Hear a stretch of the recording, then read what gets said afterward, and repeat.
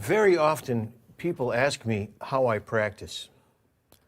And I mean, this sort of thing, you don't even need your instrument. I could be sitting there, and usually I kind of sit there and I do a little bit of deep breathing so I can relax my body, and I'm not thinking, trying to relax my mind and clear it out.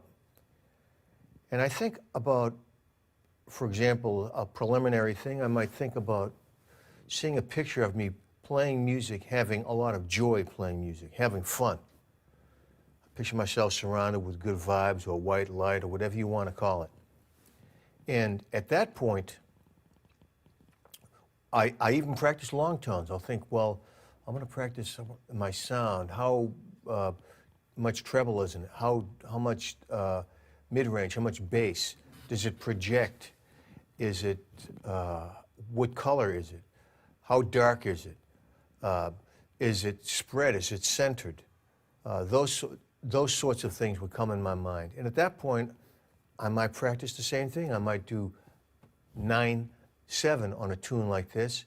And I find whenever I make a mistake in my mind, the same happens with the saxophone or the piano or the guitar or the trumpet, the trombone, whatever instrument you're playing, because this video is for all instruments. And you could just take a look at your set of changes, unless you have them memorized, and you go through and you're practicing. And I find that when you don't have an instrument, so you can, you even have to be more centered, more concentrated. You can't doodle, play a hot lick, play a tune, or be enamored with your sound, physical sound that is. And you have to really be there. You can't think about what I'm going to have for lunch, or that I'd like to take my girlfriend out for dinner tonight, or your wife, or gee, I'd have to give my son a ride to soccer. All those things you have to eliminate, or keep turning the station back to the one that you're on, which is practicing music. People ask me, do I practice yoga? I say, hell yeah, of course, all the time. This is yoga. This is Raja Yoga, mental. I have to be there physically, emotionally, mentally, spiritually.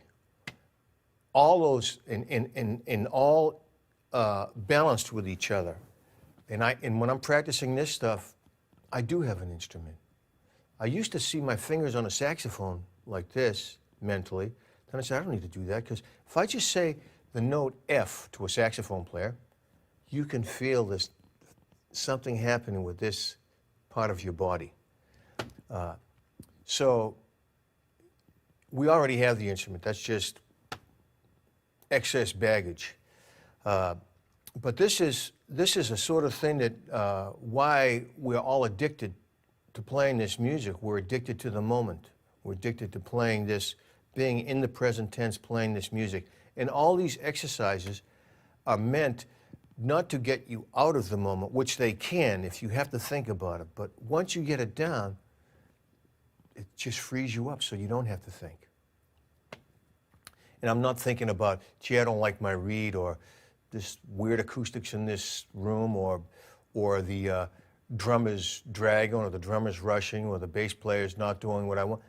All of that is interference.